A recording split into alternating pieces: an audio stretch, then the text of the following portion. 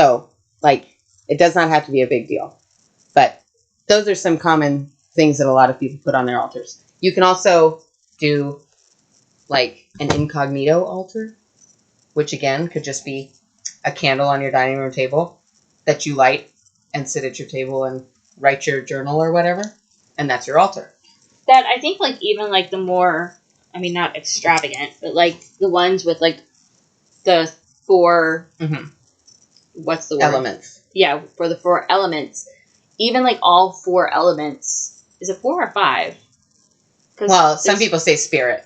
Oh, okay. Yeah, but that's you. Yeah. Oh, okay. You don't have, I mean, you can put you on the altar.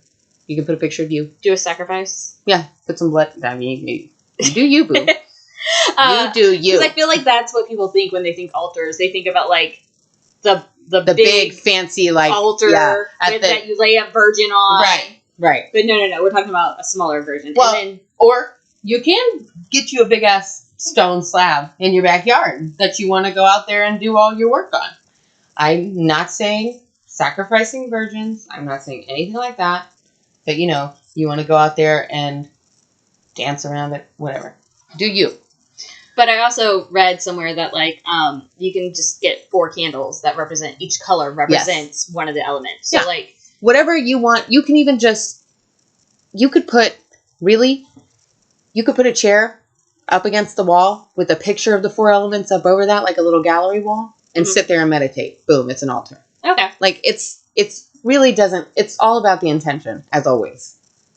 If you say, I'm putting these 4 things here, or I'm putting this thing here, or I'm putting that there, because I'm making this space right here sacred for my worship, or whatever, that's an altar. Got it. Now, if you want to have, like, you know, a textbook witchy altar, you're going to get you a little shelf, a little table, right? And you put it there. You've got your candles, your incense, your water. You've got some rocks or some seashells, stuff like that you just have to have those energies there. You can put, if you work with any deities, you can put statues or pictures or whatever of them. A lot of people will do a daily tarot card pull and put that on their altar, and that's like their day.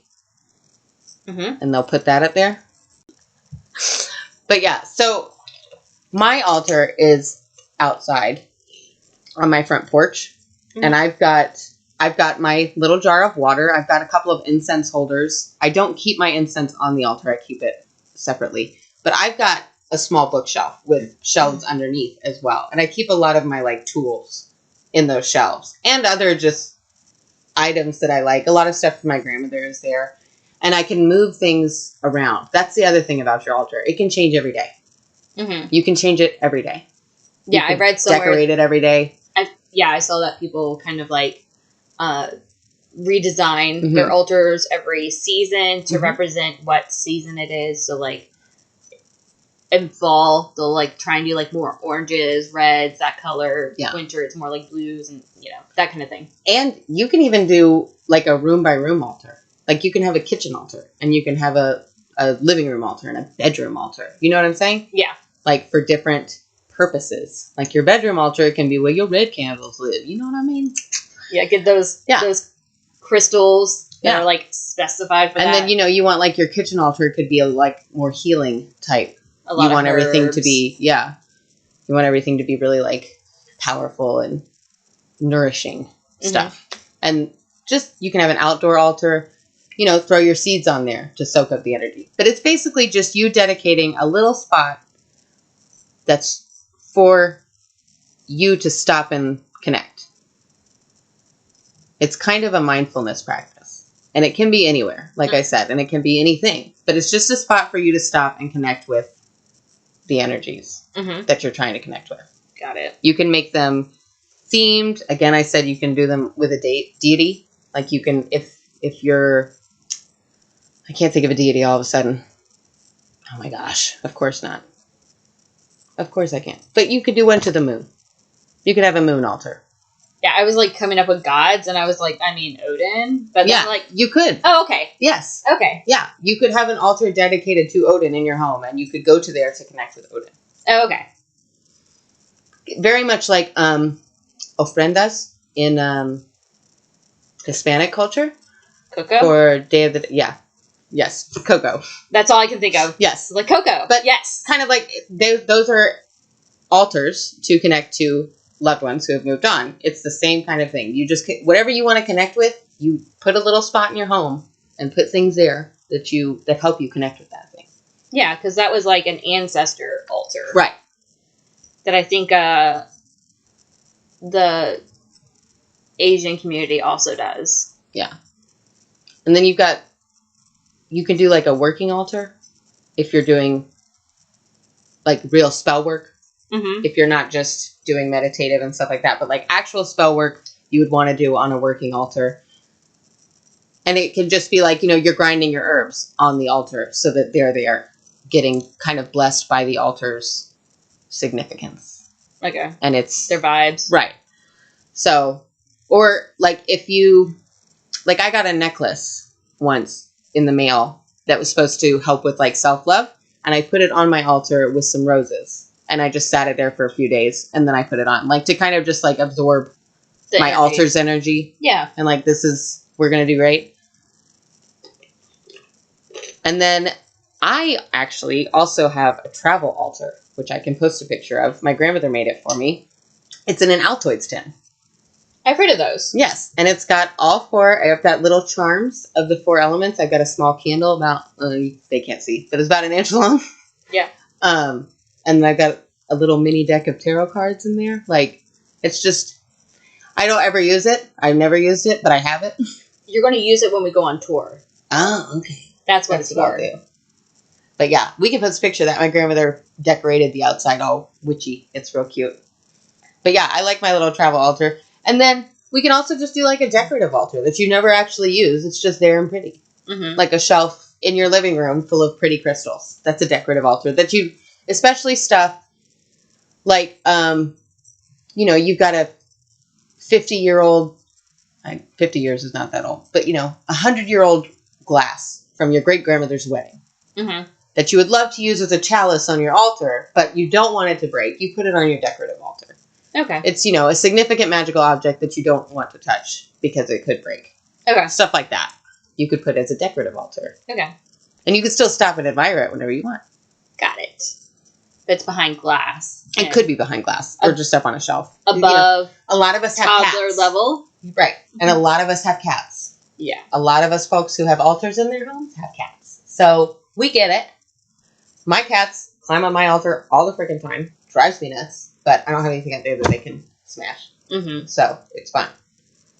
Yeah, Kuro really hasn't gotten onto my altar at all. That's good. Like, I don't know if he knows that it's unstable. It's sturdy. Philip made sure to make it, like, really sturdy. Mm-hmm. And to be honest, the only thing that's breakable is, like, my little stand that has, like, all my jewelry on, like, my stones and stuff. Like, that's the only thing that's actually probably breakable. But yeah, he just doesn't care. He'll rub against it. He'll love on it. He'll put his scent on it. But, like, he's respectful. That's so nice for you. I love that for you. My cats are dicks. Yeah. Well, that's very uncharacteristic of him. He normally is not that way. He'll normally jump on everything. No, he's being a good noodle. Must be nice. Yeah. My cats are such jerks. Oh my gosh. I love your cats. As of the time of this podcast being recorded right now, one of my cats has been missing for 2 days. And I'm like 98% sure that someone was just like, "Oh, hi kitty, do you want some wet food?"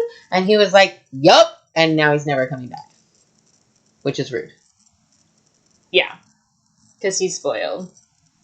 But he acts like he's like so neglected. He gonna leave me and his baby mama here with 4 children. Just totally dip. It's rude. No comment. I was about to say something about men, but yeah, I'm married, and but really though, typical man. They do that. Some crappy guys do that. Lots of crappy guys do that. Okay. All right. What's your stuff? I want to know. I loved your piece. It was really good. Thanks. I winged it mostly. You always do. Like I don't. I usually take more notes than that. I literally spend a whole week cramming, studying, absorbing. Well, you're learning new things. I'm just kind of restating stuff that Red. I have like 10 pages worth of notes, and Yeah. Denah like literally has like a notebook piece of paper with some notes on it and her like book, and she's like, "This is what I go with," and I'm like, "Girl, I wish." Well, but I do all this stuff already. Yeah. You're not like an investigator. No. It's not like you like we're on the police force and now you're just going over cases that have gone cold. Like this is all brand new stuff. That would be easier if I was an investigator. That's basically what I'm doing. True. I've been reading these books out the gate. But yeah, it's nice to know that I do have an altar, because I don't consider my bookshelf on the back porch as my altar. Yeah. But like it does hold my crystals, it does hold my incense. Mm-hmm. I have like That's a an little altar. I have a little speaker on there to do my like chill step music, and I have a bowl, and it has like my, as of right now, it has sage ashes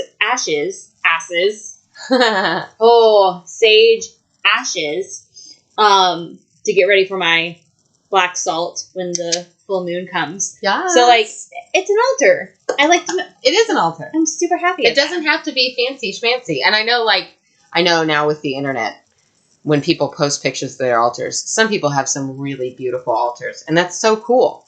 But it doesn't have to be that. One day. You have to remember, especially for like paganism, well, really all religions, it started before the internet. Mm-hmm. None of this shit was like a thing 200 years ago. And like, literally people's altars used to be their fireplace. Oh my gosh. It's the hearth. Like, and you just put all your shit there. Because that's where the fuck it went. Yeah. Because your house was 2 rooms. You know what I mean? Like, so it does not have to be this big, fancy, crazy thing. It can be a candle on your dining room table. But also, if you want to make it pretty, that's sick. I love it. Make it Pinterest worthy. Do it. That's awesome too. But it doesn't have to be that. I'm not there yet. Yeah, and that's fine. I'm not a big witch yet. Yeah, I'm a little witch. I literally have incense and crystals. That works. You're doing it then. Well, like, not only that, but like, every time we go to the store, I'm just like, and I'm buying one thing. Yeah. And I'm buying one thing. I need to buy that fucking book at Live and Let Live still. The one about, like, protection as a ghost hunter. Oh, yeah. Especially after that dream, though. Because, like, now I'm like, now I really need to fucking protect myself. But, moving on to my story. Yes! I'm so excited. This is my favorite part. Yeah. I was telling someone, I was like, it's basically just my friend telling me spooky stories while I'm stoned. Yeah, pretty much. Pretty much. It's a blast. I love it. I go over a little bit of junk in the beginning, and then my friend tells me spooky stories while I'm stoned. It's great. Yeah, I love this. It's like campfire stories, but not, because it's the middle of the day, and we're in a 9-year-old's bedroom. Yeah. One day. Yeah, one day. Ooh. That'll be our first live. We'll sit around the campfire and do a podcast. It'll be loud, though, so y'all just have to deal. You'll hear, like, the crackle of the fire, the crickets in the background. Yeah, I live out in the woods, and everyone's like, oh, it's so quiet out in the woods. And then the bugs start. Frogs. And the frogs start. And, like, the crackheads start. No, it is so creepy out here sometimes. Cause, like, every now and again, it'll be, like, 2 a.m, and you'll just suddenly hear a chainsaw start up, and you're like, okay. What? Yeah, no, because, like, half the people out here are on drugs. Oh, my gosh. And wait, like, that's fine and all that, but it is creepy at 2 a.m. when a chainsaw starts up, you guys. Like, that's not cool. They leave me alone. I leave them alone. It's fine. But 2 a.m, chainsaw starting up is not a vibe. Yeah, the worst that I have is the guy who lives across the street from me. He's like a police officer or a corrections officer. He's something along that, and he works the like midnight shift. So when he's off, he'll be outside working on his car at fucking 2 a.m. Yeah. And I'm like, bro. Wait, yeah. It's one of those, like, I get it. Yeah. I guess. But, like. Can't you just binge watch Netflix instead? Or, like, we also have a lot of state land around here. So that's my thing. It's like, why are you in the neighborhood? People gonna call the law. Go out to the state woods where there's nobody there and cut down a tree. Just do that. Like, you don't need to cut that tree down. I think that's illegal. It is illegal, but they're already doing illegal stuff, so clearly that's not a problem. They're doing meth, so yeah. Okay, so my story is The Mystery of Marie Calrson. Ooh! I don't know anything about that. I'm excited. Oh, it's so good. I'm so excited. So the reason why I chose this story is because it's based in my hometown, Fort Walton Beach. Yay. And I even went to the church in this story briefly and met one of the main characters. I know. And this is going to sound so bad, but I've been excited all week to do this story because it's just so juicy. And I remember I decided to do this story on Father's Day because I was in my hometown spending Father's Day with my dad, and my mom she needed me to go to the grocery store to pick up some stuff, and I drove by the building that used to be this church. Oh. And then I was like, didn't this happen? And I was like, oh my gosh, it totally did. And then I was like, I have to do this story now. Yay.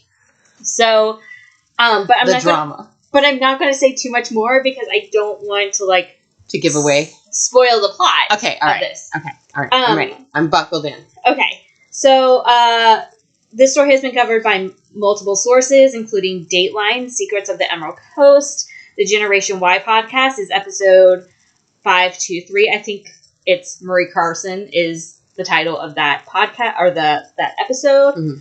Mm-hmm. ID, which is I think a station or something. I get it on Discovery Plus. They have one called Forbidden Love, the Book of James, which I'm not the biggest fan of that one because it was very elaborate. I'm just going to say that. Like, they went off the facts to kind of make it their story, and I didn't like that at all. Yeah. And then also it was in Cold Justice,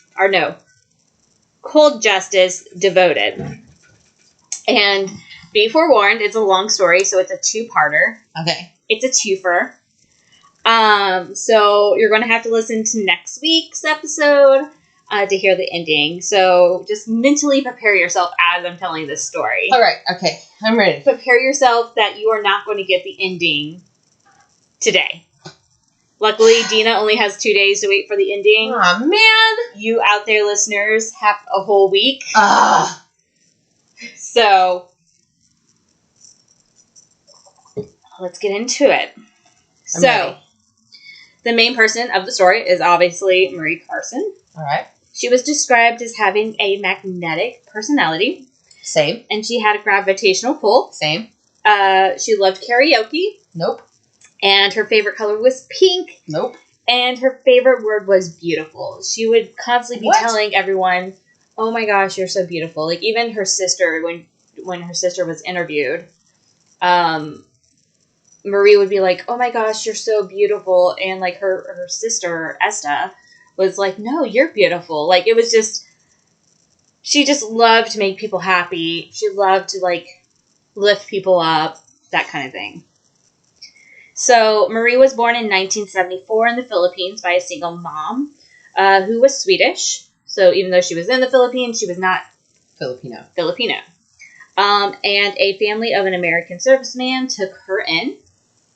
And it was later found out that the serviceman that took her in was actually her father. Okay. So, a little bit of scandalous going on there. Scandal! So, Marie found out that her adopted, quotation, sister, who she considered her best friend, was actually her half-sister. Aw, that's nice. So, yay! And Marie and her half-sister, Esta, moved to Fort Walton Beach, Florida, with her stepmother and the family when she was a teenager. And strangely, at this point, her father wasn't mentioned here. So I don't know what happened to him somewhere in between this situation, between her being born, being taken in the family, and then her being a teenager and then moving to Fort Walton Beach. But all of the shows that I've watched, all the articles that I've read, he is not mentioned at all after the very first paragraph of, surprise, it was her dad. So I don't know what happened to him. You said he was a service member? Yeah. And this was he may have passed. Yeah, I was like, wondering if like maybe he was like, he passed away. Trying to think of when Nom was. Or if like they divorced and just everyone went with the mom because something was going on with the dad.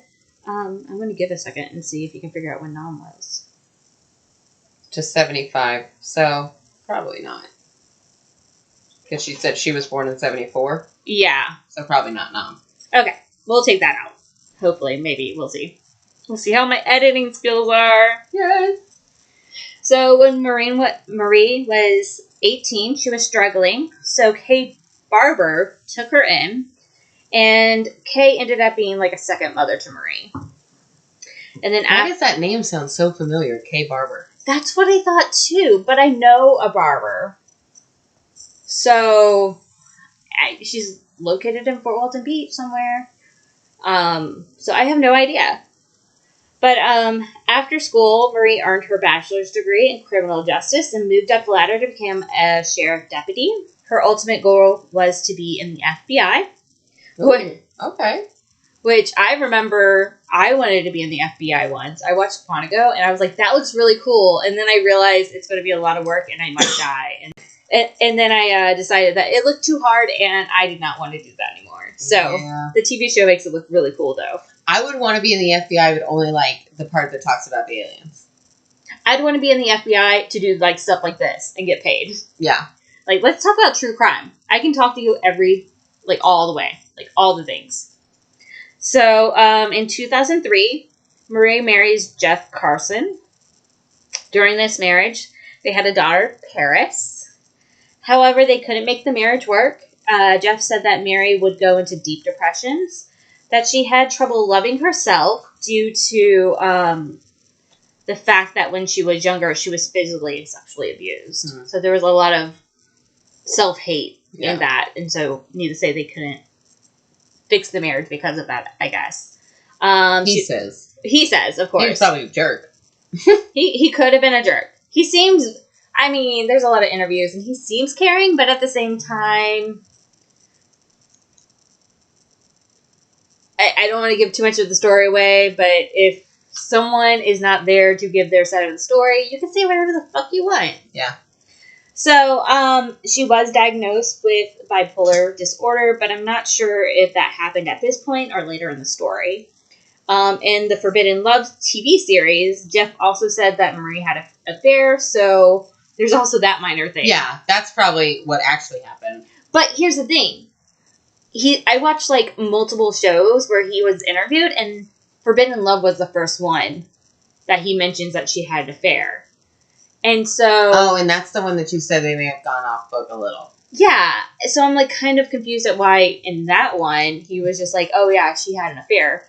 But, like, all the other interviews he did, it seemed like he was saying that just we couldn't make it work because she was really depressed and, you know, that's why. Maybe that was him being nice. Maybe he... Maybe in the other interviews he was like, I'm not going to get too crazy. And then in Forbidden Love they were like, production value!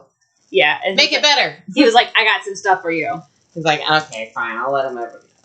Because especially if you're a nice person, if someone dies and they've done you wrong, you don't want to go out there and put them on blast because they can't say shit. Yeah. That's kind of mean. So I get that. So maybe then that one interview, he was like pissy that day. Maybe. So in August 2007, the newly divorced Marie left Colorado Springs, Colorado, and moved back to Florida. At this point, she takes Paris with her. However, after a short custody battle, Marie lets Jeff have custody of Paris due to the fact that she was jumping from job to job, which made her life unstable, and she also enjoyed traveling. However, even though Marie didn't have custody of Paris, Marie saw Paris often and talked to her all the time. And then Marie also continued to have a good relationship with Jeff. And even Jeff was like, I still love her. Yeah. Like, I want the best for her. So it seemed like it was a really good relationship. It looked like they were co-parenting very well. So maybe it was more kind of like she had a super depressive episode, cheated, and was like, we can't make this work. I need to work on me. And he was like, damn, that sucks. Maybe. I get that. Maybe. Sometimes people just aren't in a place to actually be in a relationship, they think. Yeah, that's for sure. And then they try and force the relationship. Right, and it just makes everyone miserable. Yeah. Been there, done that. Right? So, February 2008, Mary starts going to Calvary Emerald Coast Church, which was a non-denominational church that was built in an old grocery store. And here she finds God. So this is a true story. This is the church that I went to. I was like 18, 19, so it was like 2004, 2005, and it was way before all this craziness happened that I'm about to discuss. And I have to admit, the pastor there was charismatic. Of course, that could also be because it's the first church that I went to where you could wear t-shirts and a jean and tennis shoes, and you weren't judged. Yeah. So that was cool too. But at Calvary Emerald Coast Church, Marie met James Flanders, the pastor, and Tanya, his wife. James Flanders was 40 and was known to be a laid-back preacher who was known to preach services in jeans and tennis shoes. Like I said, he was charismatic. Mm-hmm. And you can even see some of his sermons still on YouTube. That's I was deep dive later. Well, here's the thing, is like, as I heard that, I was like, but who profits from those YouTube channels? Like, is he making money off his old YouTube sermons? And I don't know. Yeah. Are they copywritten? I don't know. It's an interesting thought. Are sermons copywritten? I feel like... Huh. I don't know. I'll ask my mom. I'm pretty sure... Your mom probably knows. My mom would probably know. I'm pretty sure there are pastors out there that, like, if you preach the same thing, they'll, like, raise hell. Like, I'm pretty sure, Joel Osteen, if you try and preach his stuff, he'll, like, come after you. But I feel like the little mom-and-pop churches, if, like, someone preached something that they did, it wouldn't be a big deal. Yeah. So,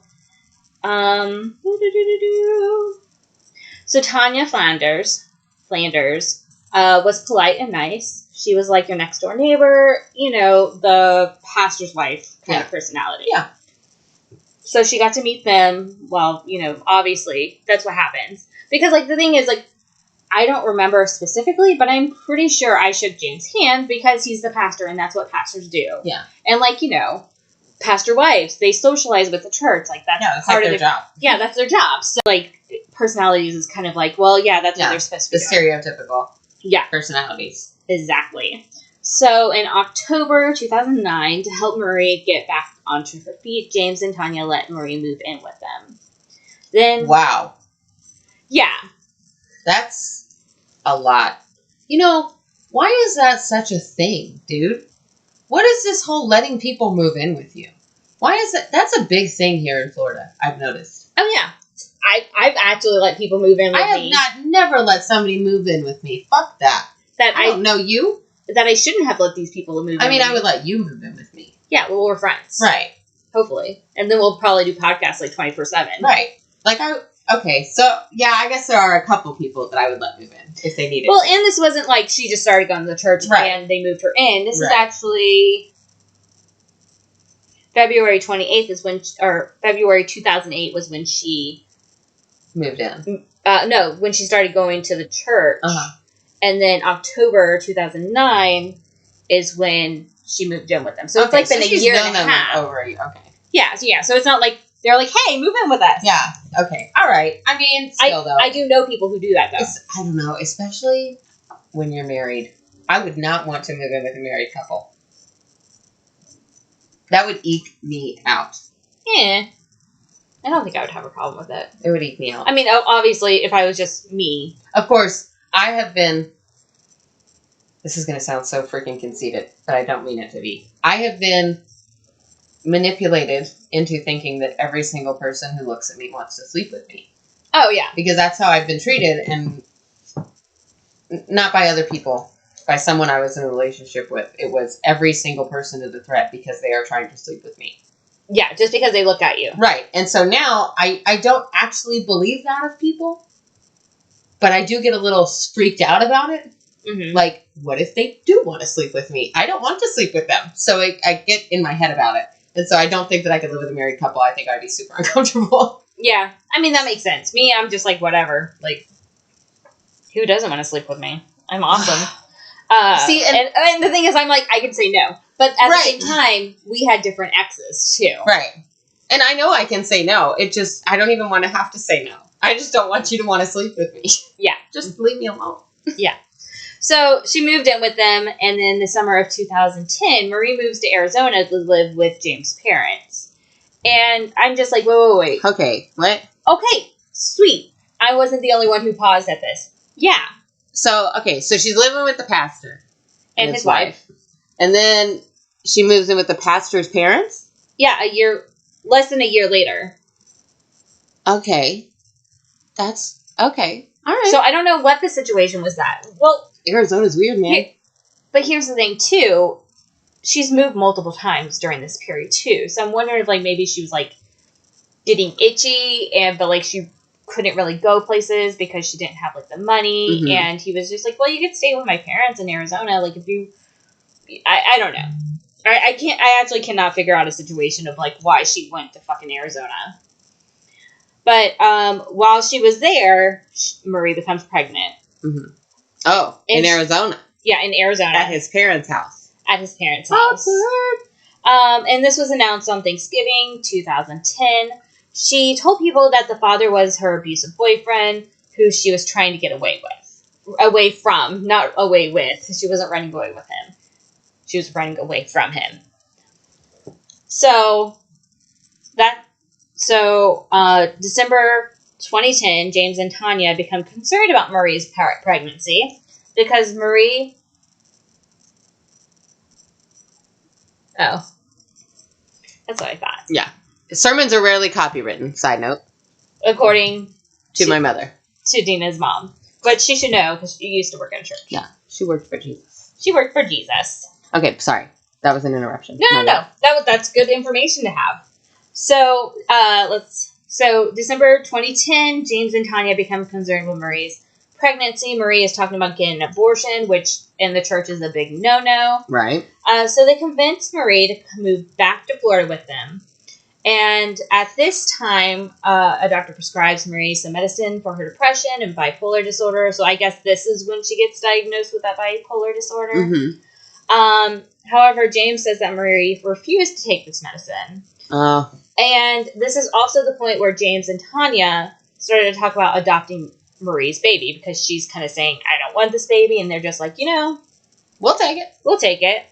And the reason why is because even though James and Tanya had an older daughter, they were having trouble having another baby. Tanya kept on having miscarries. Yeah. So this was kind of like the perfect situation for them. Then in July 14th, 2011, Marie has her second daughter during a home birth. Ooh. And her name was Sweet Grace Rain Flanders. That is quite a name. That's, you know what? So her first name was Sweet.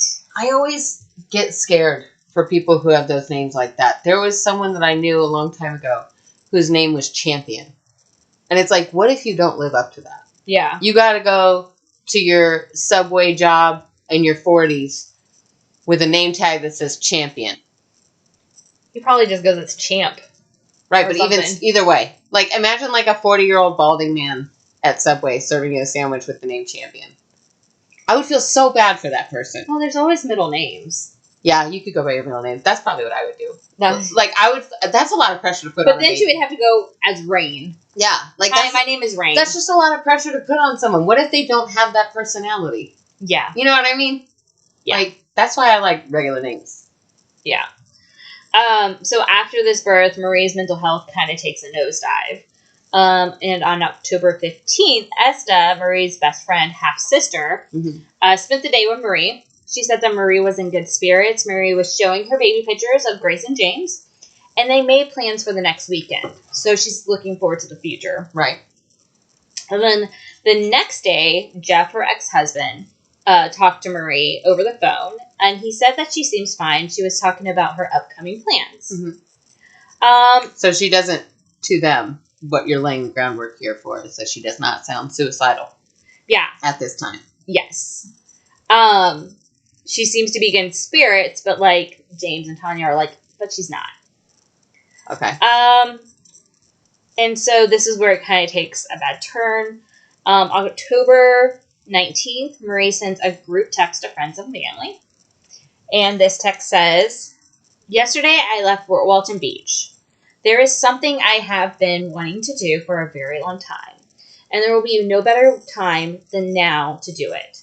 So I didn't tell any of you what I have been planning or that I was about to leave because you would probably try to talk me out of it. I appreciate and love you all. So this was kind of weird because, one, Marie just had a baby. Yeah. This baby is 3 months old. And also, Marie never sends group text until this text. Okay.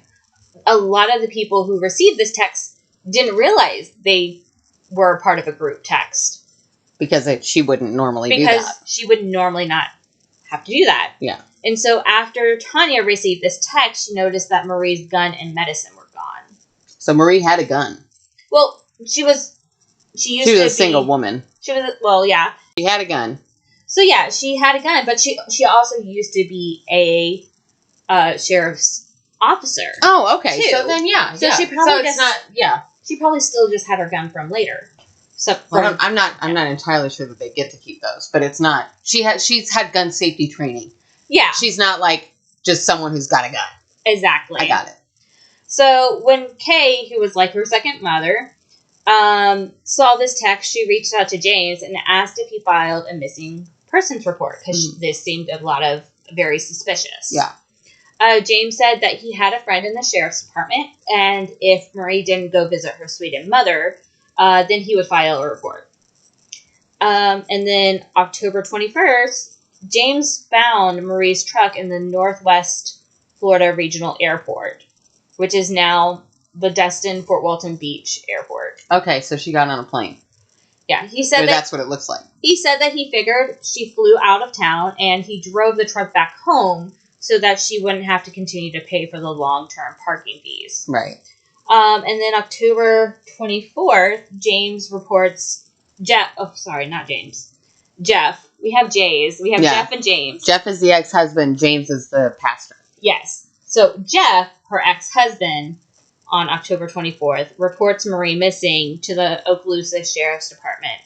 Marie was 37 at this time. He said he wasn't even sure if the Sheriff's Department would take him seriously, but because Marie was an adult, and it wasn't odd for Marie just to pick up and go on an adventure. Right. However, it was weird that she didn't tell Jeff where she was going, and she didn't talk to her daughter Paris either, which her and Paris talked a lot, even though, she didn't have custody of her. Right. And I'm assuming, too, she hasn't contacted Paris since she's been missing, since she sent this text. Correct. So he's probably like, that's extra weird that she hasn't even called her daughter. Yeah, and Paris is 7 at this time, too. So, it's not like trying to talk to a 3-year-old. Right. Also, Marie left Grace with James and Tanya instead of her own family, which was kind of weird. Like, why would you leave the baby with these 2 people who, you lived with, they took care of you. But, why would you give them your child instead of giving your sister? Yeah. Or, your second, anyway. And so the fact that Maria left Grace with James and Tanya also didn't sit right with Esta. Esta said she had a gut feeling that something was wrong. However, when she expressed that feeling with her family was like, you watch too much true crime. There's nothing wrong with this. Mm. And so that is the end of part 1. What? Come back next week to hear the rest. So, Denah, what do you think so far? I think they stole her fucking baby. Yeah? I think them people stole her baby. I think the dingo ate your baby. Yeah. I can't wait to get... And sadly, we were supposed to record the second episode today, but I couldn't get the notes right. And even with my notes, I'm kind of concerned about the timeline because every show... Mm-hmm. I feel sorry for police officers because every show had its own take on what actually was happening and, what technology was available and then what caused things to happen. This is not that freaking long ago. Yeah. And, 2011. Yeah, there's plenty of technology available. What the fuck do you mean? So it was really weird that, I was getting frustrated, and so I was like, I'll save episode 2 for on Monday when we record again. And then I can tell you the really juicy part of this story. Fine. Let me sip my tea. Oh my goodness. That's so rude. So, thank you for joining us. you can catch us every Monday, like I said, to get part 2, where we will continue to talk about true crime, paranormal, metaphysical, and new age shit, all while getting high. Because that is what's best. It makes everything better. We also have an Instagram, the Spooky Stonerzzz Podcast. That is Stonerzzz with 3 Z's. If you would like to contact us about your own personal true crime or paranormal story, paranormal story, or if there is a subject that you would like for us to cover, you can email us at thespookystonerzz@gmail.com. Again, that is Stonerzzz with 3 Z's. So, we will see y'all next Monday, and in the meantime, smoke on, Spooky Stonerzzz.